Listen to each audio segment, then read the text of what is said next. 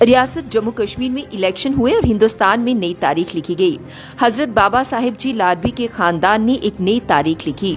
हिंदुस्तान में सिर्फ नेहरू खानदान की चौथी पीढ़ी सियासत में है, जहां इंदिरा गांधी भी एक मर्तबा इलेक्शन हार चुकी थी, राहुल गांधी भी हारे हैं। लाडवी ही एक ऐसा खानदान है जो आज तक कोई इलेक्शन नहीं हारा। हजरत मियां निजामुद्दीन लाडवी कंगन से इलेक्शन लड़ते रहे और बिना मुकाबले कामयाब हुए। जम्मू कश्मीर लेजिस्लेटिव असेंबली में उनका अहम रोल रहा है।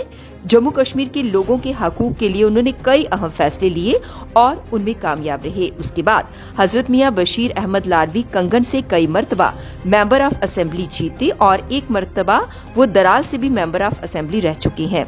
वो कई मर्तबा मिनिस्टर भी रह चुके हैं। मियां बशीर अहमद लाडवी के वारिस सगीर में ही नहीं बल्कि दुनिया के कई मुल्कों में उनके चाहने वाले हैं। मियां बशीर अहमद लाडवी जहां एक बहुत बड़े सियासतदान थे, वहीं वो एक बहुत बड़े रूहानी शख्सियत भी थे। उन्होंने रियासत जम्मू कश्मीर के लोगों के लिए जी तोड़ मेहनत की और लोगों के दिलों पर राज किया। इस खानदान की सबसे बड़ी बात ये है कि मुस्लिम, हिंदू, सिख, ईसाई ये किसी भी जात बिरादरी से ताल्लुक रखने वाले हों, इनके लिए सब बराबर हैं। ये सबको साथ लेकर चलते थे। हजरत मियां अल्ताफ अहमद लाडवी कंगन से 5 मर्तबा मेंबर ऑफ असेंबली और मिनिस्टर रह चुके। वे निहायत ही शरीफ, ईमानदार शख्सियत हैं, जिनके चेहरे पर हमेशा मुस्कुराहट और दिल में लोगों के लिए हमदर्दी और खिदमत का जज्बा रहता है। शायद ही हिंदुस्तान में कोई और ऐसा खानदान होगा जिनके घर रोजाना हजारों लोग आते हैं उनसे मिलने के लिए। लोगों के खाने पीने के लिए लंगर का पूरा इंतजाम है।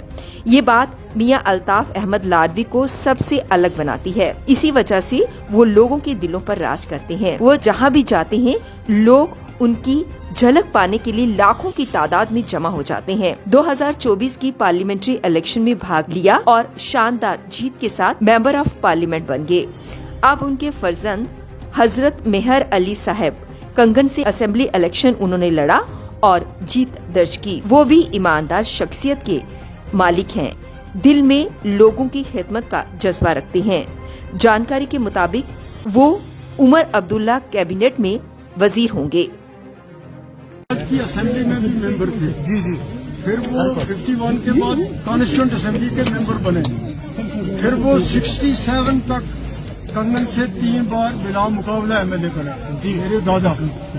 फिर 67 से 87 तक मेरे वालिद रहे 4 दफा असेंबली में कंटिन्यूसली। तो उसके बाद फिर मैं रहा। बिल्कुल। अभी चौथी एंट्री इसकी होगी, शुक्र है। अभी चौथी पीढ़ी पूरी होगी।